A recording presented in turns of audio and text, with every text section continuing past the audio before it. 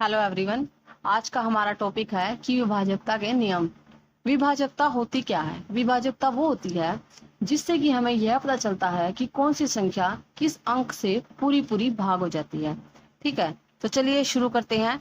सबसे पहले देखते हैं कि दो जो है वो किससे पूरा पूरा भाग हो जाता है। ठीक है, यानी कि दो से विभाजकता का नियम।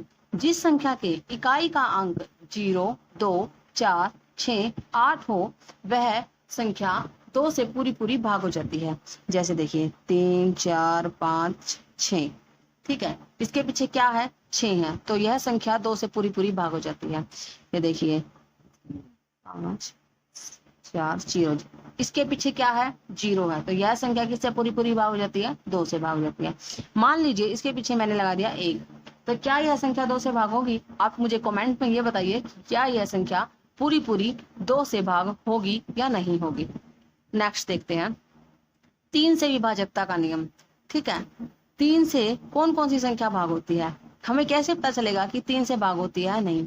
जिस संख्या के अंकों का योग 3 से भाग होता है, जैसे देखिए 1, 2, 3, इन तीनों को ऐड करेंगे तो क्या आ जाएगा? 3 और 2 5 और 1 6, 6 आ जाएगा। जो 6 है वो 3 से भाग हो जाएगा। 3 दूनी 6, पूरा पूरा भाग हो गया। तो क्या है? यह संख्या पूरी पूरी 3 से भाग हो रही है, तो ये क्या है? ठीक है, 3 से पूरी पूरी भाग हो रही है। 4 से विभाजकता का नियम। ठीक है, जिस संख्या का इकाई व दहाई का अंक 4 से भाग होता है, या किसी संख्या के पीछे 0 हो, तो वो क्या होती है? पूरी पूरी 4 से भाग हो जाती है। जैसे देखिए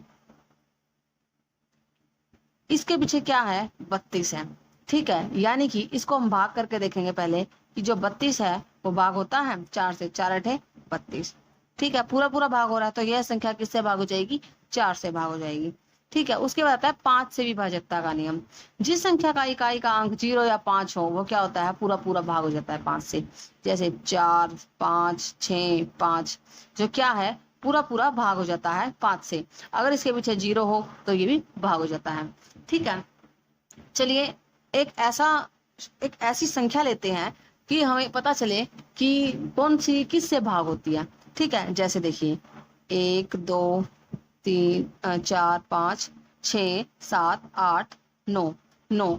अब हमें यह देखना है कि यह संख्या क्या भाग होती है? दो से भाग होती है? नहीं होती है, क्योंकि इसके पीछे क्या है? 9 है। ना 0 है, ना 2 है, ना 4 है, ना 6 है।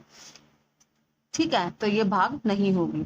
उसके बाद अगर हमने ये 9 हटा दिया, इसके पीछे 8 आ गया। ठीक है, तो ये क्या होगा? 2 से भाग हो जाएगा। उसके बाद देखते हैं 1, 2, 3, 4, 5। अब देखना है कि ये 3 से पूरी पूरी भाग होती है, 2 से तो ये होगी नहीं। ठीक है, ना इसके पीछे 0 है, ना 2 है, ना 4 है। 3 से हमें ये चेक करने के लिए भाग होगी या नहीं, इनको क्या करेंगे? ऐड करेंगे।